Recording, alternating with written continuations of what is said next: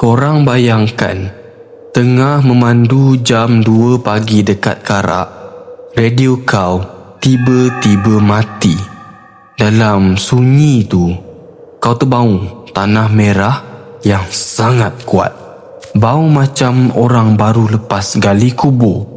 Kau tengok cermin tengah, ada bayang hitam duduk diam dekat seat belakang. Kau nak berhenti, tapi kau tahu kalau kau berhenti, kau mungkin takkan sampai ke mana-mana. Karak ni tak payah hantu keluar depan muka pun dah cukup buat orang meremang. Aku Abos dan ini Abos Shadow Story. Malam ni aku nak kongsi cerita Brother Azman. Kejadian ni bukan hantu melompat-lompat, tapi gangguan psiko yang buat Azman trauma sampai sekarang. Duduk diam-diam, pasang earphone. Jom kita masuk ke Karak.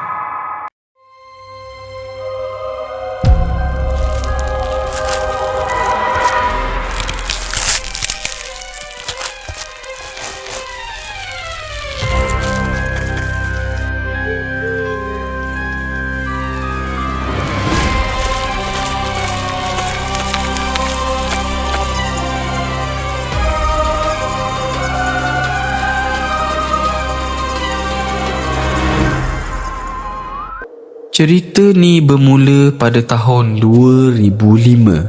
Azman ni jenis yang suka lepak.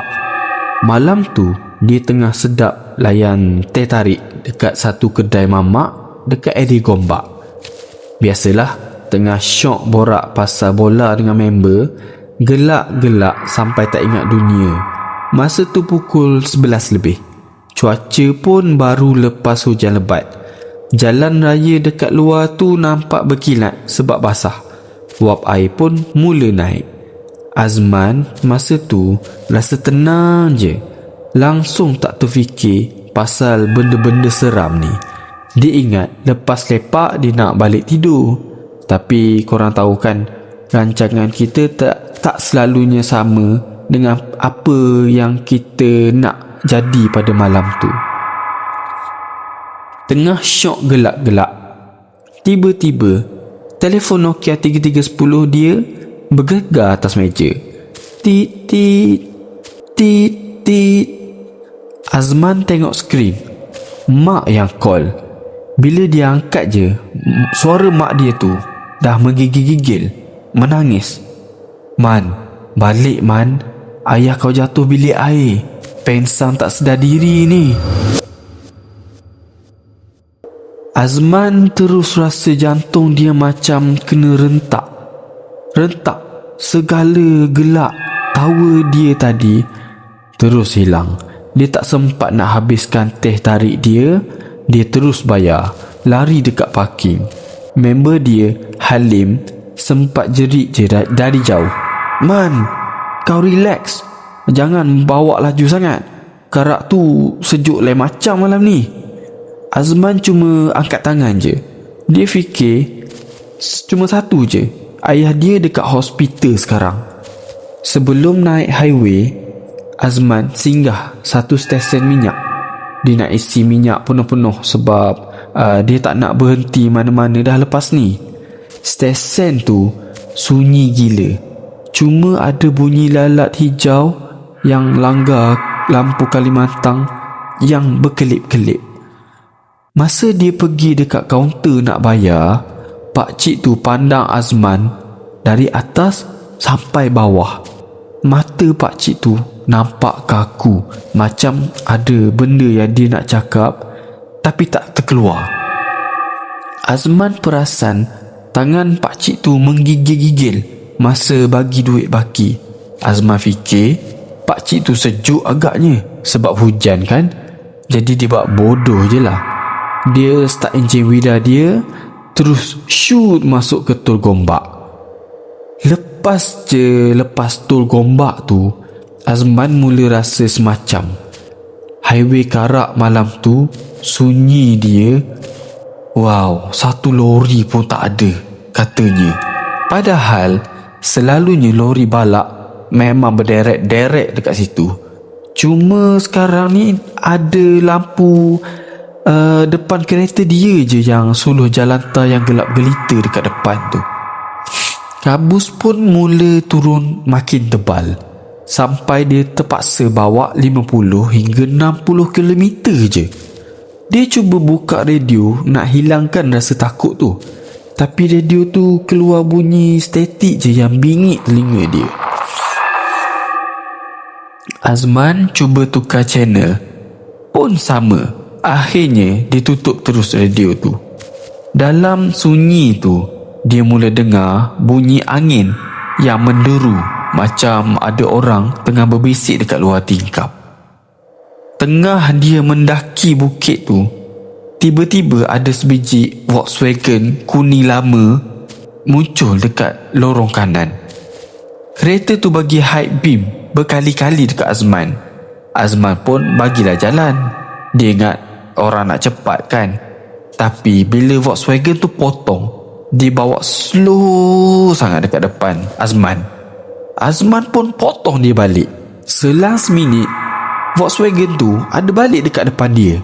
Azman pun masa tu dah pelik dah. Bila masa pula Mamat ni potong aku balik? Dia cuba intai dalam kereta tu masa nak potong kali kedua, tapi gelap gila, tak nampak langsung pemandu. Azman mula rasa seram sejuk. Dia terus tekan minyak sebab nak jarakkan diri. Tiba-tiba bau dalam kereta Azman bertukar. Tadi bau pewangi kereta bau pandan, tapi sekarang tiba-tiba bau tanah merah yang sangat kuat. Bau dia macam bau tanah kubur yang baru lepas digali masa hujan. Azman mula rasa mual lah. Dia cek kot-kot ada kasut dia yang kena tanah ke, tapi tak ada. Masa tu dia perasan cermin tengah dia mula kabur macam ada wap air. Dia intai sikit dekat cermin tu. Dia nampak ada satu bayang hitam tengah duduk tegak dekat seat belakang. Dia nak pusing belakang tengok, tapi hati dia jerit, jangan. Tangan dia dah mula menggigil pegang steering masa tu. Ini yang paling psycho. Azman nampak papan tanda KM35. Dia drive lagi dalam 10 minit. Tiba-tiba dia nampak lagi papan tanda KM35 yang sama. Dia rasa macam dia tengah pusing dekat dalam satu bulatan gaib yang tak ada jalan keluar. Dia tengok jam dekat dashboard. Jam tu macam tak bergerak. Dia dah mula risau. Mulut dia tak berhenti-henti baca ayat kursi. Dia rasa macam highway tu dah jadi sangat panjang dan pokok-pokok dekat tepi jalan tu macam tengah tunduk nak capai kereta dia. Dia nak berhenti, tapi dia takut kalau dia berhenti, benda dekat belakang tu akan buat sesuatu. Tiba-tiba kereta Azman rasa berat, macam tengah tarik satu kontena balak kat belakang. Enjin dia menjerit kuat. Tapi meter kelajuan makin jatuh dari 80 ke 60, jatuh lagi ke 40 sampai kereta tu hampir terhenti. Azman dia tekan minyak sampai rapat ke lantai, tapi kereta tetap berat.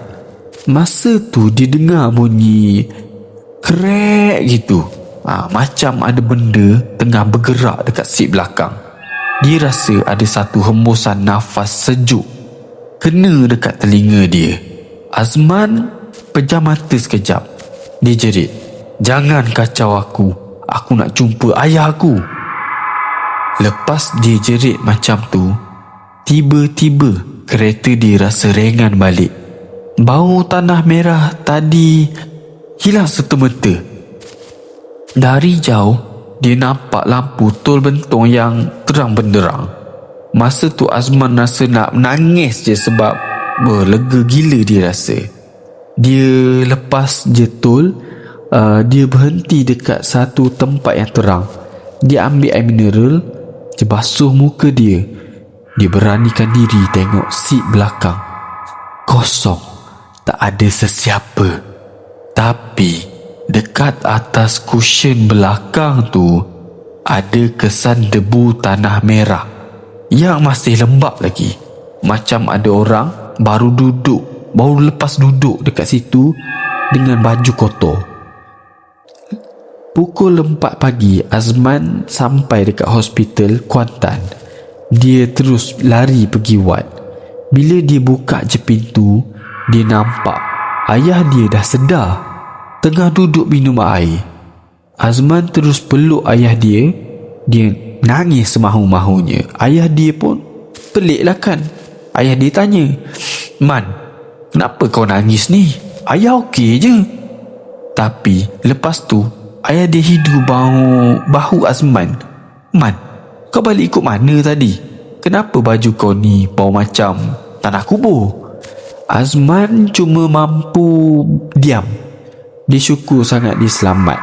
Kesan tanah dekat seat belakang tu dia cuci sendiri esoknya.